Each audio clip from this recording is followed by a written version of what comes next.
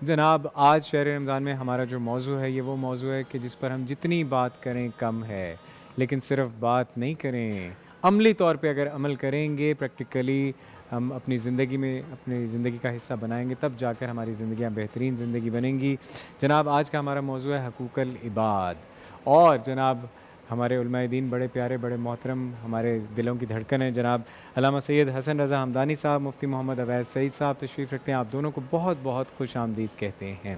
علامہ صاحب طبیعت ٹھیک ہے آپ کی؟ خیریت سے ہیں؟ کل ہم نے آپ کو بہت مس کیا، آپ کی کمی بس شہر شدت سے سے باہر محسوس تھا، ہوئی۔ حاضری میں لیٹ ہو گیا، پھر سلام کرنے چلا گیا وہاں اور لیٹ ہو چلیں گیا۔ اللہ پاک قبول فرمائے اور آسانیاں فرمائے آپ کے لیے۔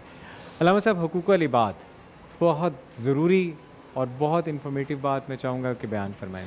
بسم اللہ الرحمن الرحیم وبہ نستعین وخیر ناصر معین۔ خدا نے انسان کو اس طرح سے خلق کیا ہے کہ انسان معاشرے کے بغیر اکیلا نہیں رہ سکتا۔ انسان کو معاشرے کے مابین ہی زندگی گزارنی ہے، چونکہ انسان معاشرے کے مابین رہے گا تو اس لیے انسان کے رشتے ناطے ہمسائیگی قبیلہ خاندان اڑوس پڑوس یہ سارے افراد جو ہے انسان کے ساتھ اول سے رہتے آئے ہیں اور اب تک انسان کے ساتھ رہیں گی، قبر تک انسان کے ساتھ رہتے ہیں۔ چونکہ انسان ایک معاشرتی پرسن ہے تو اس لیے اس کی گردن کے اوپر اللہ نے کچھ فرائض لازم کیے ہیں اور کچھ اس کے لیے حقوق قرار دیے ہیں۔ جو اس کی گردن پہ دوسروں کے اس کی گردن پہ فرائض ہیں وہ دوسروں کے حقوق ہیں۔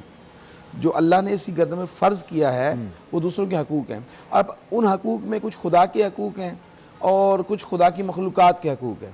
پھر خدا کی مخلوقات میں جو مہم تر مخلوق ہے وہ چونکہ انسان اشرف المخلوقات ہے، تو پس پھر انسان کے حقوق جو ہیں وہ سارے حقوق سے جو ہیں وہ افضل ہو جاتے ہیں۔ تو بہی طور انسان کے اوپر وہ جو حقوق فرض کر دیے گئے ہیں مخلوقات میں سے اور پھر انسان کے حقوق، تو ان حقوق کو حقوق العباد کہا جاتا ہے۔ اب وہ چاہے بندے شیطان کے رہ جائیں، چاہے وہ بندے رحمان کے نہ بھی ہوں، تو پھر بھی ان کے حقوق لازم ہوتے ہیں۔ آپ جس معاشرے میں رہتے ہیں، جس ماحول میں رہتے ہیں، آپ کے اوپر اپنے رشتہ داروں کے، اپنا عزا و اقربا کے، رفقاء و احباب کے، آپ کے مسہری حقوق بھی آپ کے اوپر ہیں، عائلی حقوق بھی آپ کے اوپر ہیں۔ مسہری یعنی سسرال والوں کے حقوق، اور عائلی یعنی خاندان والوں کے حقوق، اور پڑوسیوں کے حقوق اسی طرح۔ اچھا، ان سارے حقوق میں جو مہم تر حق ہے وہ والدین کا حق ہے۔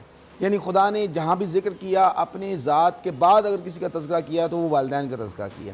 اچھا، والدین کے بعد پھر حقوق کے بعد جو انسان کے اوپر لازم حق آتا ہے وہ زوجین کے حقوق ہیں، یعنی زوج پہ زوجہ کے حقوق اور زوجہ پہ زوج کے حقوق، شوہر پہ بیوی کے حقوق، بیوی پہ شوہر کے حقوق، اور اس کے بعد پھر اولاد کے والدین پہ حقوق، اور والدین کے حقوق جو پہلی منزل پہ ہیں اولاد کے اوپر، یعنی جو اولاد کے اوپر فرض ہے اور والدین کے وہ حقوق بنتے ہیں۔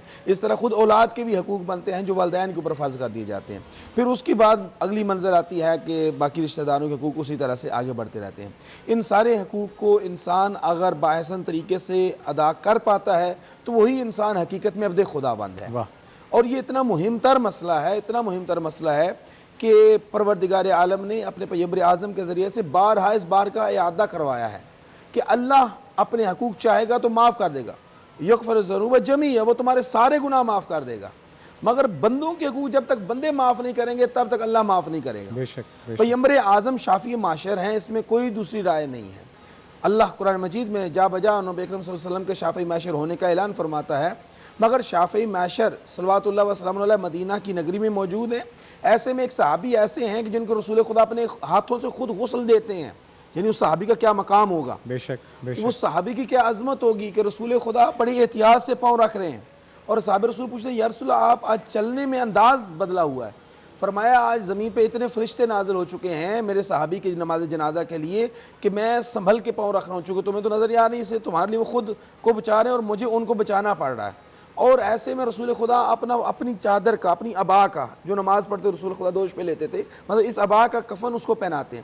اس کے باوجود جب قبر میں بند کر دیتے ہیں تو رسول خدا فرماتے ہیں کہ ان کے والدہ کو بلایا جائے، چونکہ ان پہ عذاب قبر ہو رہا ہے۔ صحابی رسول جنازے میں فرشتے شریک، رسول نے جنازہ پڑھایا، رسول نے تجہیز کی، تکفین کی، تشییع جنازوں کیا، اپنی چادر کا کفن دیا، لیکن اس کے باوجود یہ منزل ہے۔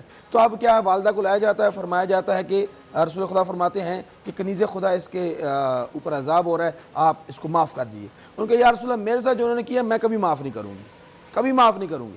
اگر آپ اللہ کا نبی ہونے کو عنوان پہ حکم کریں تو پھر میں مجبور ہوں۔ فرمایا میں مجبور نہیں کرتا، یہ تمہارا اپنا حق ہے، تمہیں اس پہ میں محمد مجبور نہیں کرتا۔